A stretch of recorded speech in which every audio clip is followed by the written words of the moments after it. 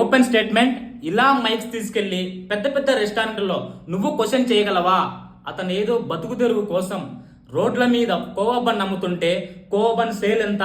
10 రూపీస్కే అమ్ముతావా? ఇది taste ఎట్టుంటది?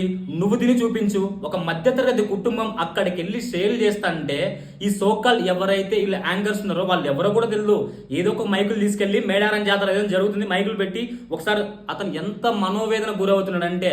And ఇంకా ఈమంటుంది క్లియర్ గా, నువ్వెందుకు అంత గాబరా పడుతున్నావు? ఒక్క సోషల్ మీడియా అంటే సడన్ గా 2 కెమెరాలు ముందు పెట్టి 2 మైకులు తీసుకెళ్ళి పెడితే ఎవరైనా టెన్షన్ పడరా? టెన్షన్ ఫేస్ కంటరాదా? అతను క్లియర్ గా చెప్తున్నాడు, నేను సేల్ చేస్తున్నా, ఎట్లాంటిది లేదని. నీకంతా ప్రూవ్ చేయాలనుకుంటే నీ క్లియర్ కట్ గా అక్కడ చూపించి ఎట్లుందని.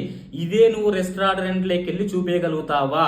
ఎవడు చేయడు. ఎందుకంటే ఫేమ్ కోసం అనేది చిన్న చిన్న జీవితాలను నాశనం చేయాలనేది, రోడ్ల ముందుకెళ్ళి బిజినెస్ చేసే తత్వం ప్రతి ఒక్కరికి అర్హత ఉంది.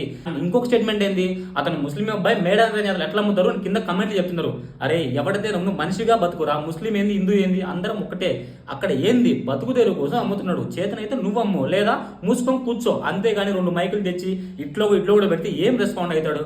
తప్పు లేకుండా ఇలా చేస్తే ఏదో ఒకటి గట్టిగా శిక్ష పడితే ఎవరికైనా మైకులు పెట్టే వాళ్ళకి కరెక్ట్ బుద్ధి అనిపిస్తుంది. మీరేమంటారు? కమెంట్ చేయండి. చలో బాయ్.